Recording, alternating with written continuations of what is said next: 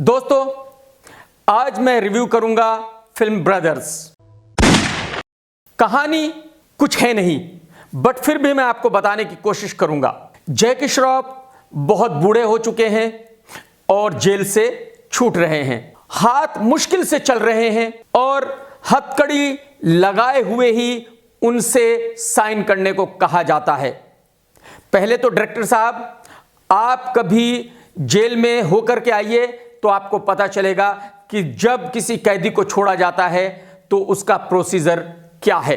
खैर, जैकी श्रॉफ बड़ी मुश्किल से चलते हुए जेल के गेट तक आते हैं और गेट के बाहर निकलते ही बिल्कुल ठीक ठाक चंगे हो जाते हैं।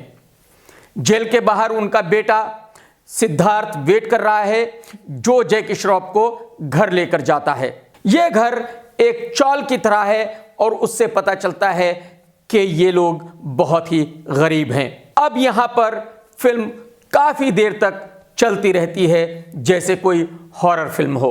अब पता चलता है कि सिद्धार्थ जैकी की दूसरी वाइफ का बेटा है और अक्षय कुमार जो बड़ा भाई है, उसकी मदर शेफाली जी मर गई थी क्योंकि जैकी साहब ने उनको एक थप्पड़ मार दिया था। डायरेक्टर साहब, मैं सही कह रहा हूं ना? एक थप्पड़ मारने से मौत हो गई थी। सर, कमाल है सर आप। एनी हाउ, शेफाली जी के मर्डर के इल्जाम में जैकी श्रॉफ जेल में गए थे। दूसरी तरफ अब अक्षय कुमार की वाइफ है जैकलिन और एक बेटी है जिनको किडनी की बीमारी है। अक्षय एक टीचर है, क्योंकि उनकी सैलरी बहुत कम है तो वो स्ट्रीट फाइट करते हैं रात में ज्यादा पैसा कमाने के लिए। और यह फाइट मुंबई में कहीं कुलाबा में और भाईकला में इल्लीगल होती है। यह फाइट करण जौहर साहब ने और करण मल्होत्रा साहब ने जरूर देखी होगी। मैंने तो कभी देखी नहीं है और शायद कभी सुना भी नहीं है।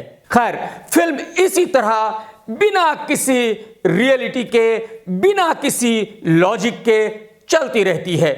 और आप यकीन करें, दोनों बेटे बाप से इतने बेहुदा तरीके से बात करते हैं जैसे वो बाप नहीं या उनका नौकर हो या वो बाप नहीं कोई भिखारी हो। ये तहजीब डायरेक्टर साहब ने और करण जौहर साहब ने कहां से सीखी है, ये वही बता सकते हैं। अब सिद्धार्थ एंड जैकी श्रॉफ एक बार में जाते हैं। क्यों जाते हैं अल्लाह बेहतर जाने। अब वहां पे करीना जी आती हैं और गाना गाना शुरू करती हैं और आप यकीन करें, सिद्धार्थ भी उसके साथ इन्वॉल्व होता है। क्यों, यह सिर्फ डायरेक्टर साहब बता सकते हैं। खैर, इस गाने पे इंटरवल होता है और यहां तक पब्लिक पूरी तरह पक चुकी होती है, क्योंकि जितने भी फिल्म के कैरेक्टर हैं वो यहां तक रो रो कर थिएटर को आंसुओं से भर देते हैं। बट पब्लिक सिर्फ यह पूछ रही होती है कि भाई आप रो क्यों रहे हो, हुआ क्या है, आखिर वो कौन सी वजह है, वो कौन सा इमोशन है जिसकी वजह से आप रो रहे हो और हम हंस रहे हैं। इंटरवल के बाद फिल्म दोबारा शुरू होती है और आप एक्सपेक्ट करते हैं कि शायद अब कुछ होगा, बट मेरे भाई आप बहुत ही गलत हैं। खैर, अब जो है, अब किरण कुमार और आशुतोष राणा इस फाइट को एक टूर्नामेंट में बदल देते हैं।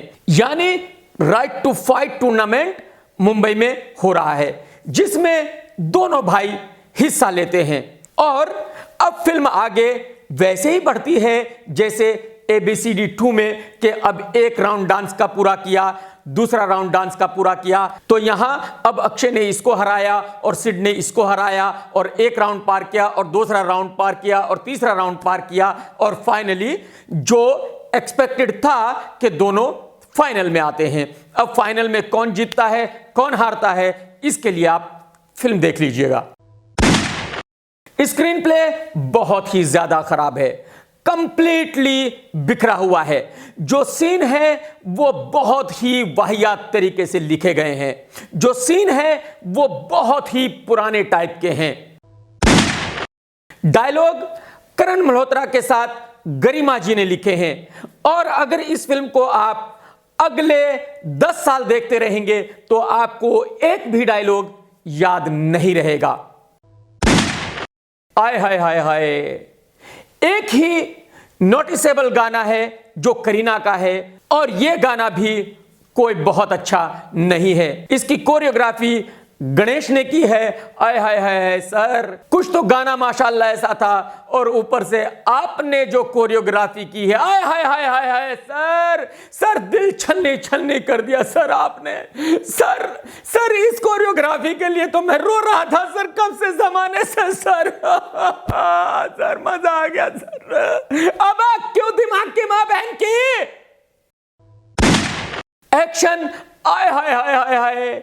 इस एक्शन के लिए हॉलीवुड से टेक्नीशियंस आए थे, बट कसम खुदा की अगर आप TNA रेसलिंग देखेंगे तो उसमें आपको ज्यादा मजा आएगा इस एक्शन के बजाय। सिनेमाटोग्राफी एंड लोकेशन बिल्कुल भी अच्छे नहीं है। आपको यह फिल्म लगती ही नहीं है कि यह 100 करोड़ की फिल्म है। एडिटर अली साहब हैं और उन्होंने इस फिल्म को 2 घंटे 35 मिनट का एडिट किया है। आय हाय सर, अगर 2 घंटे भी होते तो क्या प्रॉब्लम थी सर, बट हां एडिटर साहब ये कह सकते हैं कि अगर सर ये 2 घंटे की भी ना होती फिल्म तो ही क्या प्रॉब्लम थी सर।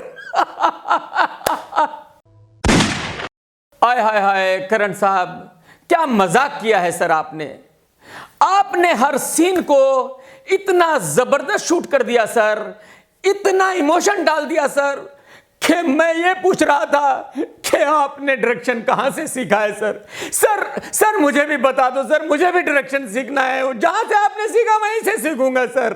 कसम खुदा की अगर आपने फिल्म वॉरियर की कॉपी करके यह फिल्म बनाई है सर तो आपको डायरेक्टर कहलाने का बिल्कुल भी हक नहीं है। अगर वॉरियर फिल्म किसी भोजपुरी और सेक्स फिल्म बनाने वाले कांति शाह जैसे डायरेक्टर को भी दे दी जाती तो वो भी आपसे कहीं ज्यादा अच्छी फिल्म बना कर देता था।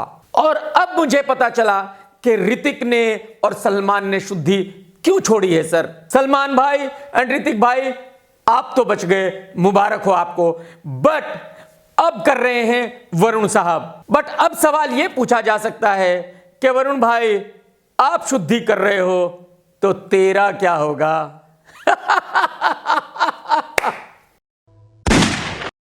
एक्टिंग अक्षय कुमार ने अच्छी की है, बट डायरेक्टर ने उनको यह कहा था कि भाई दाढ़ी आप बढ़ा करके रखें, तो उनकी दाढ़ी जो है वो पूरी सफेद हो चुकी है, वो बहुत ही बूढ़े लग रहे हैं, यानी उनकी रियल एज दिख रही है, और मेरे ख्याल में इससे अक्षय को जरूर नुकसान होगा। सिद्धार्थ की एक्टिंग के बारे में कुछ कहना ही गलत होगा, क्योंकि सिद्धार्थ का ये रोल ही नहीं था। वो एक क्रिश्चियन बने हैं, कान में कुछ पहना है, कुछ दाढ़ी अजीब सी बढ़ाई हुई है, कुछ उन्होंने बोलना कुछ अजीब तरीके से था, तो मेरे ख्याल में उस बेचारे को करण ने जब खड़ा कर दिया था तो उसकी मजबूरी था फिल्म करना। बट फिर भी सिद्धार्थ ने अच्छी कोशिश की है अपने रोल को ठीक ठाक निभाने की।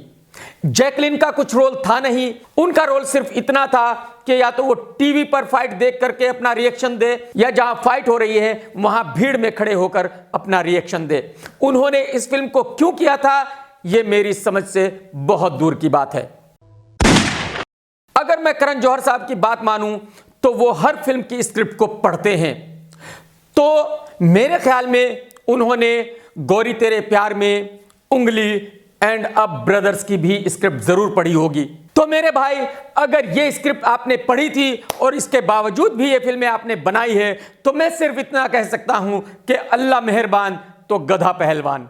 कुल मिलाकर ये फिल्म वेस्ट ऑफ 100 करोड़ है, ये film waste of time and energy है, ये फिल्म एवरेज से भी कमजोर है, तो मैं इस फिल्म को देता हूं 1 स्टार और मेरी बिजनेस रेटिंग रहेगी 3, क्योंकि शायद यह फिल्म 65 से 80 करोड़ का बिजनेस कर पाए, और अगर पब्लिक की समझ में आ गया तो फिर यह बॉम्बे वेलवेट भी हो सकती है।